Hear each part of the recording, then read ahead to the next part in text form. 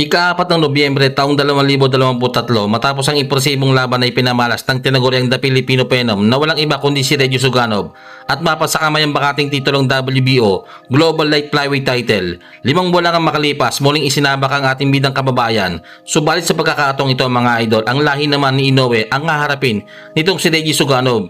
Ito nga ay walang iba kundi ang pinagmamalaki ng bansang Japan at kababata at kasparing partner ng tinaguriang The Master ng Japan, Naoya The Master Inoue na si Shai Ishizawa. Kung sa mga naunang laban ni Reggie Suganov ay medyo naging madali lang sa kanya na tapusin ang kanyang mga kalaban. Sa pagkakataong ito mga idol ay tila masusubukat kung gaano nga ba kalakas ang mga kamao ng Pinoy sapagkat kilala ang mga Japanese boxer na hindi basta-basta umatras sa laban. At alam naman natin na marami na rin Pinoy World Champion ang pinasuko ng mga boksingerong Hapon. Kumbaga hindi na Meksikano ang bagong karibal ng mga Pinoy ngayon pagdating sa sports ng suntukan. Kaya naman hindi basta-basta o pipitsugin itong Hapon na makakalaban ng ating bidang kababayan mga idol. Sapagkat meron itong nakakatakot na 100% knockout ratio na ang ibig sabihin lahat na nakakalaban nitong si Ishizawa ay puros tulog ang inabot sa kanyang mga kamao. Sa katunayan nga niyan mga idol ay dati nang lumaban itong si Ishizawa sa isang pangdaigdigang titulo kontra sa kapwa Hapon na si Masataka Taniguchi. Subalit nabigo nga nitong makuha ang kauna-una niya sanang world title belt. Ganoon pa man ay kumpiyansa ang Hapon sa kanyang kapangyarihan taglay na muli itong mapapalaban sa isang world title fight.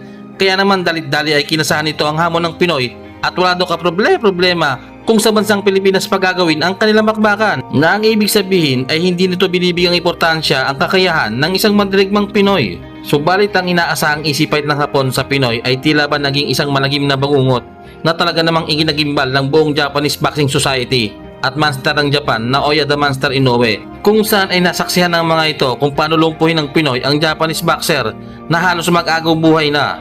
Dumating pa nga sa punto na kinailangan ng isa kaysa stretcher ang kawawang Hapon para lang maisalba ang buhay nito. Ika-30 ng Mayo taong 2024 nang dumayo sa unang pagkakataon sa kanyang boxing career ang Japanese sensation na si Shai Ishizawa upang sagupain at takay na gawin sa Pinoy na si Reggie Suganov ang titulong WBO Global Light Flyweight title. Ang kanilang bakbakan inaganap sa Holy Name University Gymnasium, Tagbilaran City, Bohol. May kartada ang Japanese boxer na 11 panalo. 10 dito ay tinapos niya sa pamamagitan ng knockout at may 3 talo. Habang si Reggie Suganov ay tanga ng kartadang 14 na panalo. Ang 4 dito ay tinapos ng Pinoy sa pamamagitan ng knockout at may 1 talo lamang. Round 1. Dito medyo nakakapaan pa ang dalawang boksingero mga idol. Pero maganda yung banat dito ni Reggie Suganov ba? Makikita mong maingat siya pumukol at hindi niya hinahayaang mangibabaw ang pagiging aggressive nitong si Ishizawa. At makikita ang halos pumapasok lahat ng suntok nito sa pagmumuka at bodega nitong Japanese boxer. Pero kahit paano, sumasagot din itong si Hapon mga idol. Hindi rin basta-basta nagpapabaya at gumaganda rin talaga ito sa Pinoy. As a minimum weight at now trying to make inroads in the junior flyweight division. So dito nga po, scheduled for 12, kapaan po ito. But alam naman natin yung power galing sa kamay nitong si Ishizawa is something that Suganov has to be very careful of. Suganov suffered his first loss in his career just last year, last July 2. Sa unang biyahe by virtue of that win against the Venezuelan, itong si Ronald Chacon. So dito po sa round number 1, medyo nagkakapaan pa sila. Again, scheduled for 12, and usually the longer fights would favor the Filipino, who's more of a boxer, a stylist, and he is power hitter, but now he's displaying some power.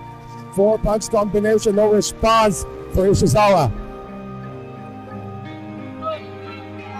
Reminds you a lot, ito flyweight division is where the most championships have been taken by Filipinos.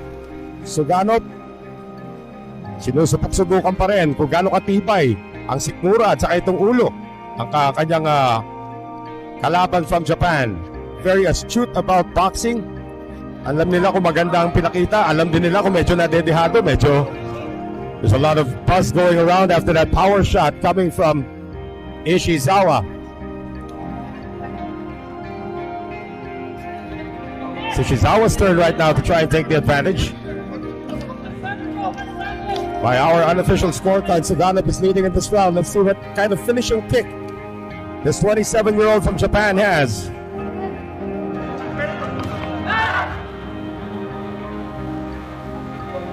Ishizawa. Observing some punishment, left hook to the head. More shots to the head coming from Suganov. Final seconds of round number 1.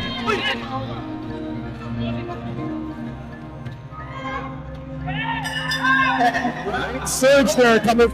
Round 2. Bagamat nakuha ni Reggie Suganov ang unang round, ay mapapansing hindi masyadong nasasaktan itong si Ishizawa mga idol. Makikita naman diba, halos bawat suntok ni Kabayan ay may sagot itong Hapon. Grabe din talaga ang stamina ng mga Japanese boxer. Talagang hindi ito dadayo sa Pinas nang ganun-ganun na lang kung wala itong baong bertod sa balat. At mapapansin mo sa Hapon ay siya ang aggressive. Kumbaga hindi ito natatakot makipagpalitan ng mukha sa Pinoy. Well, napansin din siguro ng Hapon na may putok sa kilay itong si Reggie, kaya sinasamantalan niya ito. Sa ulo nitong si Suganov, there may have been a headbutt somewhere. That would be unfortunate if that cut gets bigger, if it is a cut at all.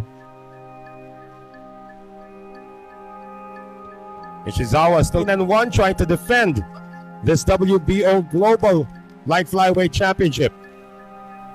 Kapaan na naman silang dalawa rito. Now trying to go for the body, Ishizawa, which could be a good idea against a taller fighter. Tanda po natin that Ishizawa only a shade about 5'1", scheduled for 12. Now body shots being exchanged by both fighters.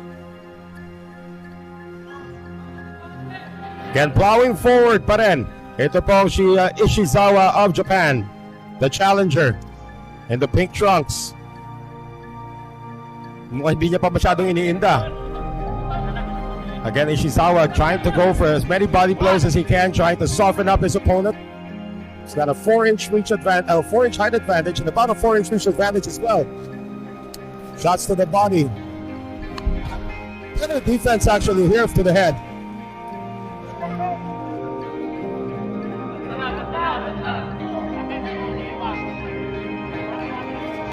So far, the strategy of the Japanese fighters just plow forward and try to go for the body. Final 10 seconds of the round.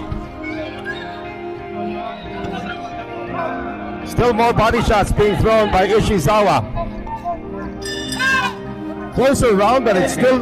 Round 3. Dito sa tingin ko hindi naging maganda ang round ni Reggie Suganov mga idol.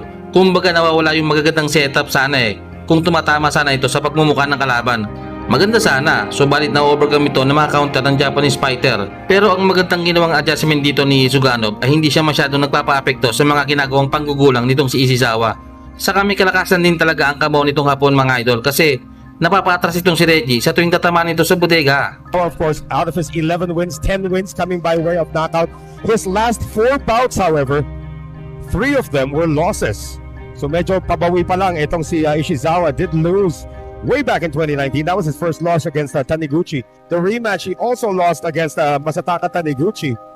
Nakabawi na Vince Paras in his last outing just last year in October. So this is his first fight since losing to Paras.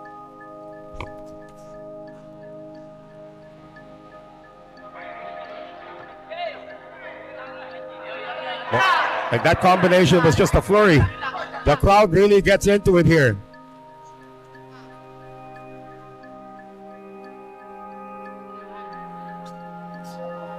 One more shot to the body. So far, no consistent headway being gained by Kai Ishizawa of Japan. We have our 3 judges at ringside. Scoring this on around the ring, of course. Judges are Martino Redona, Stephen Puerta, and Edward Ligas. Final 23 seconds.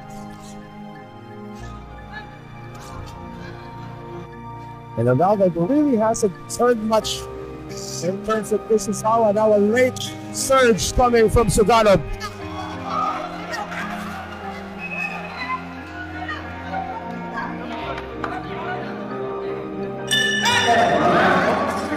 Round 4. Dito na nagsimulang umatake si Reggie Suganov mga idol.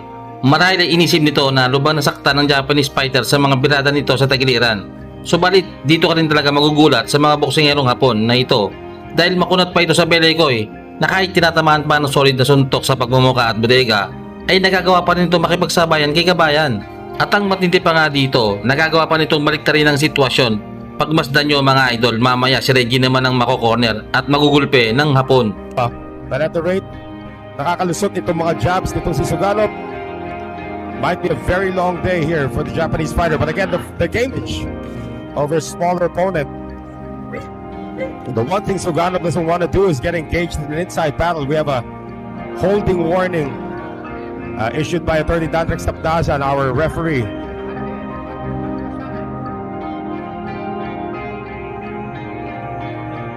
Again, it is Ishizawa just moving. There are still some times where he drops his guard. And the moment he does that, may dalawa kagad na makakalusot para dito kay Suganov.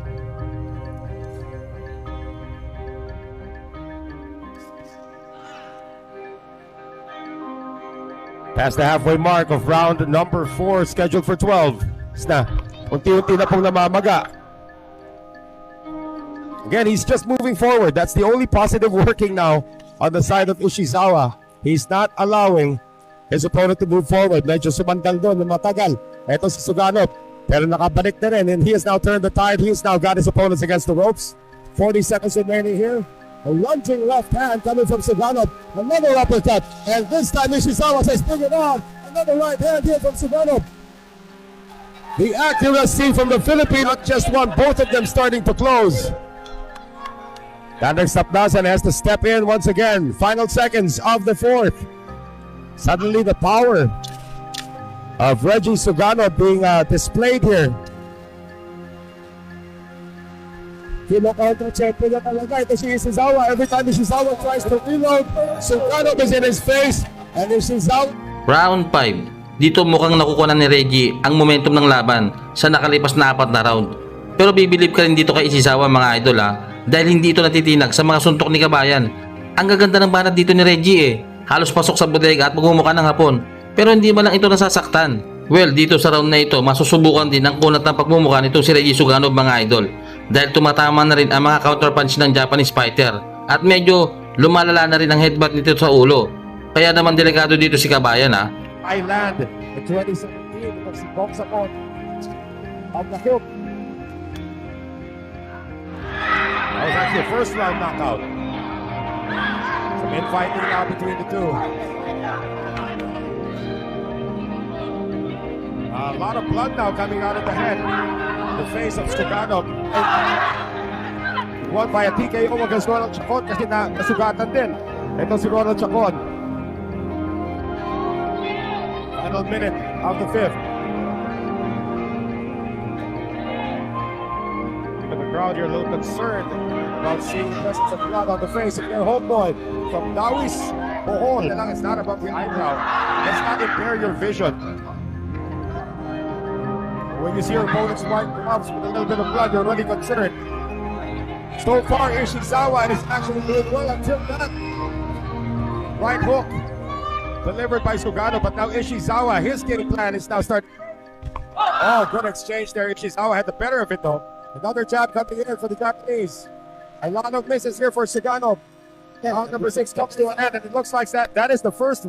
Round 6. Grabe yung hiyawan ng mga tao mga idol. Ito yung mga laban na exciting panoorin. Yung tipong walang takbuhan. Suntukan kung suntukan. Well, grabe talaga tibay ng hapon mga idol no. Magana mo ka Pero still siya pa rin yung umaatake. Kahit pa nga sinasalo na nito yung mga suntok ni Kabayan. Parang hindi tinatablahan At saka may pagkakataon din na si Reggie naman ang kumakambyo kapag tumatama naman ang maka-counter nitong hapon. Ibang klase talaga ang stamina nito at tapang. Kasi kung iba-iba yon, malamang sa malamang natutulog na yon sa ibabaw ng parisukat na lona. Backwards, not for long, so good na naman. Ito si Ishizawa.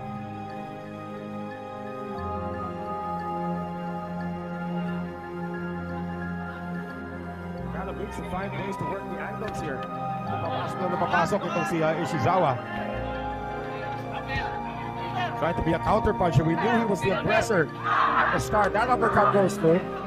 Counter na ginagawa pa so far. Ito si Suganov to take that away. And that is a display to the judges. The rest of round number 6. Suddenly, bumuhos na naman si Suganov. Not very accurate on the punches, but still enough to get the crowd into it.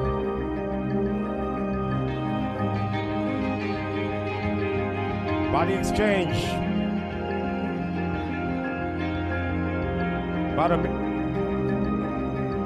Ishizawa getting a little successful now with those inside incursions. Nitong si Suganov As we now, as was just a testing. Here. And he did suffer that knockout loss against Masataka Taniguchi in 2019. Make that in 2022. It was the 10th round TKO.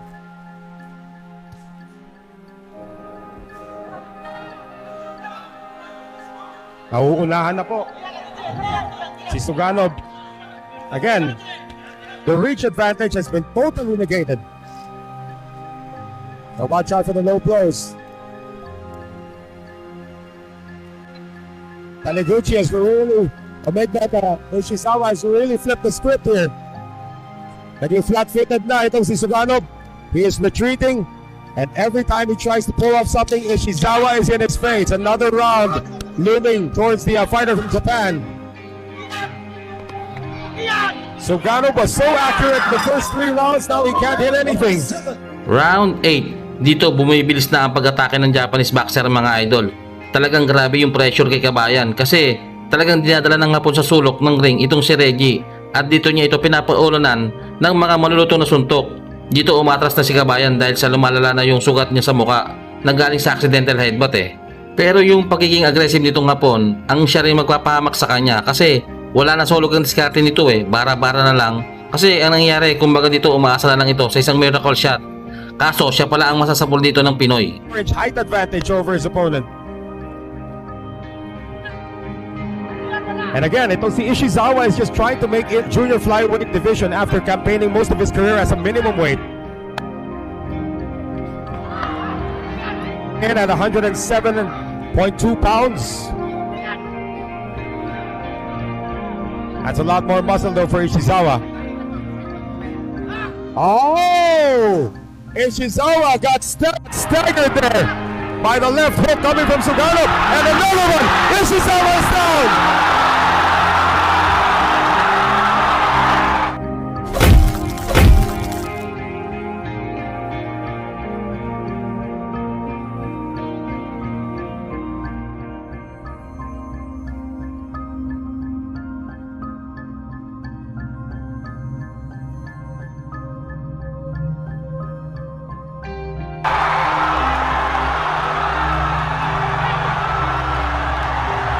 Ready to fight Nosha. The blood is coming out of Suganov's head, and Ishizawa smells the blood, wants to get it back.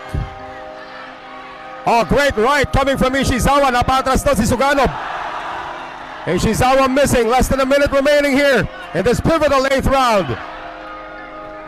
1 knockdown scored already, so this is a 10-8 round for Suganov. Sent Suganov backwards. Nakabawi na ba? 3-punch combination, all power shots. Another connection to the head.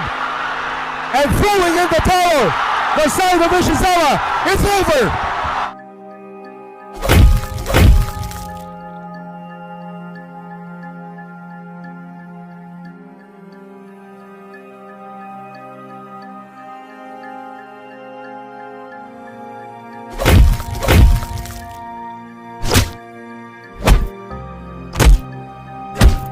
Ika-23 ng Hulyo, araw na linggo, taong 2022, isang malaking laban ng sinuong ng ating bagitong Pinoy, undefeated future prospect at tubong Dawis Bohol na may alias na Filipino Phenom na si Reggie Suganov. Dito nga ibinangga ng ating kababayan ang dayong Indonesian boxer at kasulukuyan noong rank number 2 contender sa IBF flyweight na si Eshier Aluman. Marami sa ating mga kababayang manonood ang pinahanga ng bagitong Pinoy. Unang round pa lang, animoy class S na halimaw ang ating bida. Magaganda kaagad ang palitan ng 1-2 combination ng dalawang mananabas. Pero nang tumama na ang malatrong suntok na bagitong Pinoy ay dito na tumiklop ang Indonesian boxer. At dahil sa lakas na makapatamang natamo ng kalaban ay hindi na nga ito nagawang makatayo pa.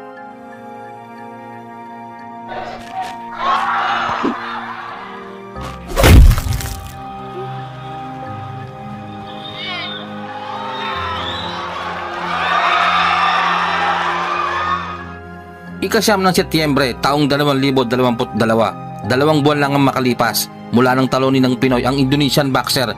Isa na namang Indo boxer ang muling susubok sa kapangyarihan ng ating magitong Pinoy. Ito nga ay walang iba kundi ang undefeated rising star ng Indonesia na si Andika, the Golden Boy. May malinis na kartada ang Indonesian boxer na 19 na panalo 10 dito ay tinapos niya sa pamamagitan ng knockout at walang bahid ng pagkatalo. Kaya naman nag-uumapaw ang kumpiyansa nitong si Andika na madali lamang niya magagapi ang bagitong Pinoy kahit pa nga dayo lamang ito sa ating bansa. Matindi talaga ang dalang kayabangan nitong Indonesian fighter mga kaibigan. Biruin nyo, sinayawan lang ang suntok ng ating bagitong pambato. Ang hindi alam nitong si Andika, pahapyaw pa lamang yon. Kumbaga nagpapainit pa lamang itong ating bida. Kaya naman noong nagseryoso na itong ating bida, ayun bagsak ang kulukoy at natikman niya pa ang malamasong kamao ng ating kababayan.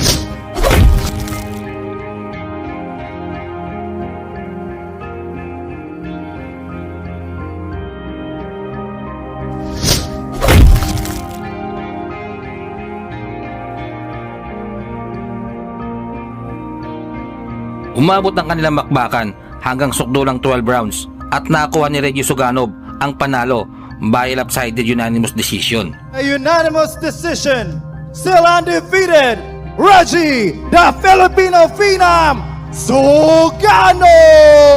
Ika-4 na Nobyembre taong 2023, araw ng Sabado, muling nabigyan ng mabigat na laban ang tinaguriang Filipino Phenom na si Reggie Suganov. Sa pagkakataong ito, babanggain naman ng ating bida ang dating world title contender ng bansang Valenzuela na si Ronald Chacon. Hindi rin basta-basta itong kalaban ng ating bida mga kaibigan, sapagkat dati rin itong lumaban sa pandaigdigang kampinato kontra sa Japanese fighter na si Masamichi Yabuki. Maganda naman ang ipinakitang performance ng taga Valenzuela, subalit mas nanaig ang skill set ng Hapon, kaya naman knockout ang inabot ng pagbumuka nitong si Ronald Chacon. Dahil dyan ay nais ng dayong Valenzuelan fighter na durugin sa mismong baluarte ang bagitong Pinoy upang mapalaban at mabigyan muli ng pagkakataon na mapasabak sa isang world title fight. Pero ang hindi niya alam ay may sorpresa pala naghihintay sa kanya. Ang kanilang sagupan ay naganap sa Wisdom School Gym, Tagbilaran City, Bohol. Paglalabanan naman nila ang bakanting WBO Global Light Flyweight title. Unang round, naglalagutukan kagad ang palitan ng mga suntok ng dalawang boksingero. Malalakas ang banat ng taga Valenzuela, pero hindi ito inurungan ng bagitong Pinoy at talaga namang nakikipagpumpiyangan ito sa pagbumuka ng kalaban.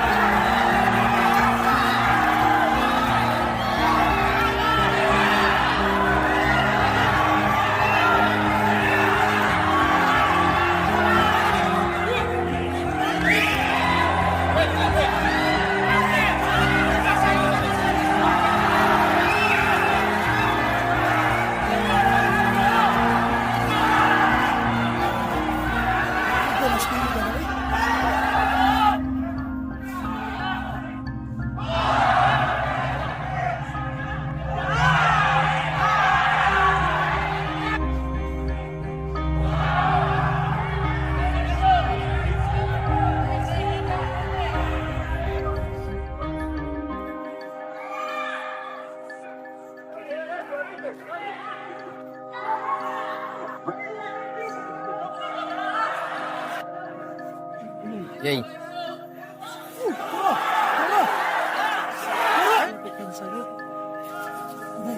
One time. Yay.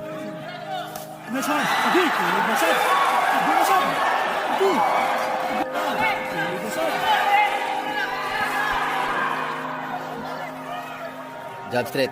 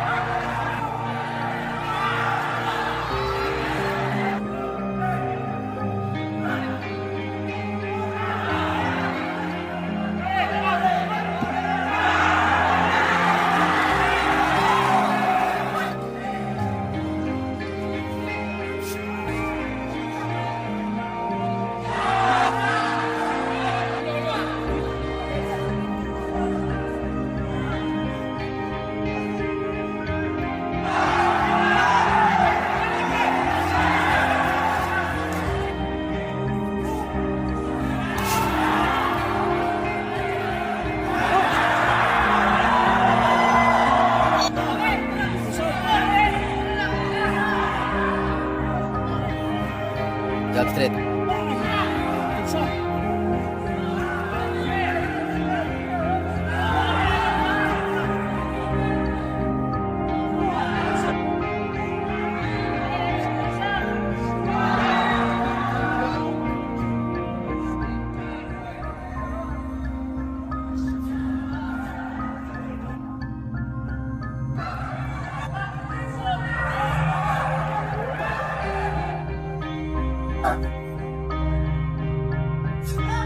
Ikan na, Cik.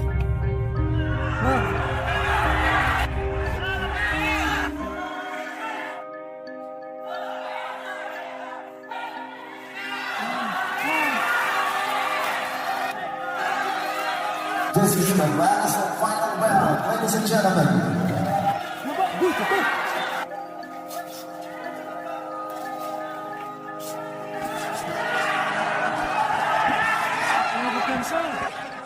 Cast